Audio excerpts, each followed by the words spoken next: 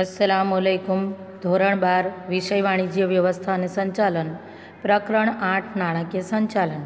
વિદ્યાર્થીની મિત્રો, આ પ્રકરણમાં આપણે મૂડી માળખા વિશે સમજૂતી મેળવી અને મૂડી માળખાના પ્રકારો જોયા, તેમજ મૂડી માળખાને અસર કરતા પરિબળો જોયા, જેમાં આંતરિક પરિબળો અને બાહ્ય પરિબળો વિશે અભ્યાસ કર્યો.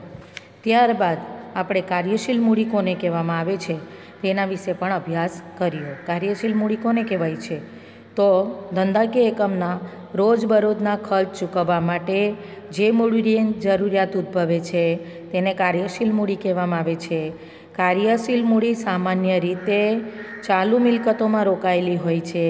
ચાલુ મિલકતોમાં કાચા માલ, અર્ધ તૈયાર માલ, દેવાદારો, લેણી હુંડી, રોકડ શિલ્લક, બેંક શિલ્લક વગેરેનો સમાવેશ થાય છે. આ કાર્યશીલ મૂડી ધંધામાં સતત રીતે ચક્રાકાર ફરતી રહે છે, એટલે કે જે તે ચાલુ મિલકતમાંથી રોકડમાં અને રોકડમાંથી જે તે ચાલુ મિલકતમાં તેનું રૂપાંતર થતું રહે છે. એટલે જ કાર્યશીલ મૂડીને ધંધાકીય એકમનું જીવન રક્ત કહેવામાં આવે છે. એ ઉપરાંત આપણે કાર્યશીલ મૂડીમાં બે પ્રકાર, કુલ કાર્યશીલ મૂડી અને ચોખ્ખી કાર્યશીલ મૂડી કોને કહેવાય છે તેના વિશે પણ અભ્યાસ કર્યો. કુલ કાર્યશીલ મૂડી એટલે કુલ ચાલુ મિલકતોનો સરવાળો કરવામાં આવે તો તેને કુલ કાર્યશીલ મૂડી કહેવામાં આવે છે. અને બીજું છે ચોખ્ખી કાર્યશીલ મૂડી. તો ચોખ્ખી કાર્યશીલ મૂડી કોને કહેવાય? તો કે ચાલુ જવાબદારીઓ પર ચાલુ મિલકતોનો વધારો, એટલે કે ચાલુ મિલકતો વધુ હોય અને ચાલુ જવાબદારીઓ ઓછી હોય તો તેને ચોખ્ખી કાર્યશીલ મૂડી કહેવામાં આવે છે. અને તેના દરમિયાનનો તફાવત પણ આપણે જોયો કે કુલ કાર્યશીલ મૂડી કોને કહેવાય અને ચોખ્ખી કાર્યશીલ મૂડી કોને કહેવાય. હવે આજે આપણે જોઈશું કાર્યશીલ મૂડીની લાક્ષણિકતાઓ. કાર્યશીલ મૂડીની લાક્ષણિકતાઓમાં પ્રથમ છે ટૂંકા ગાળાની મૂડી. ટૂંકા ગાળાની મૂડી એટલે રોજબરોજના કાર્ય કરવા માટે જે મૂડીની જરૂરિયાત ઉદ્ભવે છે તે મૂડીને જ કાર્યશીલ મૂડી કહેવાય છે. એટલે કાર્યશીલ મૂડી એ ટૂંકા ગાળાની મૂડી છે જેમાંથી રોજબરોજના અને ટૂંકા ગાળાના ખર્ચાઓ ચૂકવવામાં આવે છે.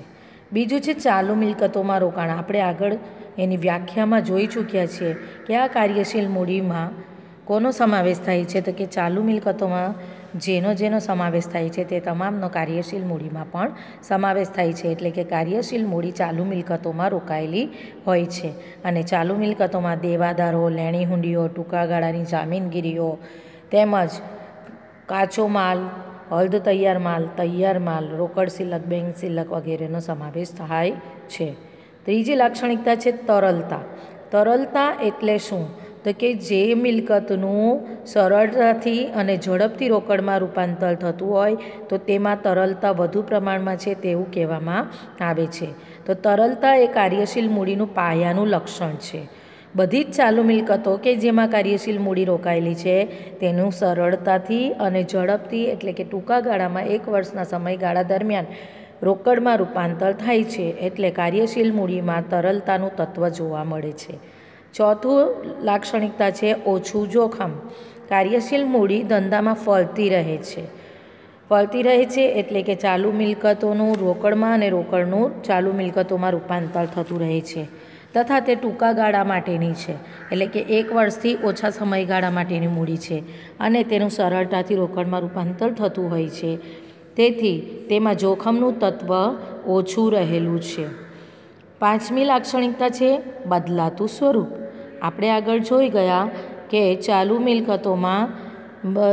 મિલકતોનું રોકડમાં અને રોકડનું ચાલુ મિલકતોમાં રૂપાંતર થાય છે.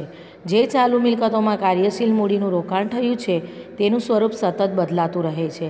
જેમ કે એક ઉદાહરણ લઈએ તો કાચા માલનું અર્ધ તૈયાર માલમાં રૂપાંતર થાય છે, અર્ધ તૈયાર માલમાં રૂપાંતર થાય છે. તેમજ તૈયાર માલનું શાક પર વેચાણ થાય તો દેવાદારોમાં રૂપાંતર થાય છે અને રોકડેથી વેચાણ થાય તો રોકડમાં રૂપાંતર થાય છે. દેવાદારો જ્યારે ચૂકવણી કરે છે ત્યારે પણ રોકડમાં રૂપાંતર થાય છે. આમ માલનું રોકડમાં અને રોકડનું માલમાં, તેમજ માલનું દેવાદારોમાં અને દેવાદારો જ્યારે ચૂકવણી કરે ત્યારે રોકડમાં તેનું રૂપાંતર થાય છે. એટલે ચાલુ મિલકતો જ રહે છે પરંતુ તેનું સ્વરૂપ બદલાય છે. એટલે કાર્યશીલ મૂડી ચાલુ મિલકતોમાં રોકાયેલી છે અને ચાલુ મિલકતોમાં કાર્યશીલ મૂડીનું સ્વરૂપ બદલાતું રહે છે. છઠ્ઠી લાક્ષણિકતા છે રોજબરોજના ખર્ચા ચૂકવવા માટે. આપણે જે કાર્ય કરવાનું છે ધંધાકીય એકમમાં તેમાં જાણીએ છીએ કે રોજબરોજ ઘણા બધા ખર્ચા ચૂકવવાના થાય છે, જેમ કે કાચો માલ લાવો, શ્રમિકોને તેમના શ્રમ પાછળ વેતન ચૂકવવું, તો મજૂરી ચૂકવવી, અથવા તો અન્ય જે ખર્ચાઓ થાય છે જેમ કે વીજળીનું બિલ ચૂકવવું. તો આવા જે રોજબરોજના ખર્ચાઓ છે તે ખર્ચા ચૂકવવા માટે કાર્યશીલ મૂડીની સતત જરૂર રહે છે. જો કાર્યશીલ મૂડી ધંધામાં ઓછી હોય અથવા ન હોય તો કાર્યો રોજબરોજના જે કાર્યો છે તે સંપૂર્ણ રીતે થઈ શકશે નહીં અને જે તે કાર્ય અટકી જશે. જેમ કે કાચો માલ જો ધંધામાં ન આવે તો ઉત્પાદન અટકી જાય, એટલે કાચો માલ ખરીદવો જરૂરી છે. તો આ રીતે જોઈએ તો રોજબરોજના ખર્ચા ચૂકવવા માટે કાર્યશીલ મૂડીની સતત જરૂર રહે છે. સાતમી લાક્ષણિકતા છે ઘસારો નહીં.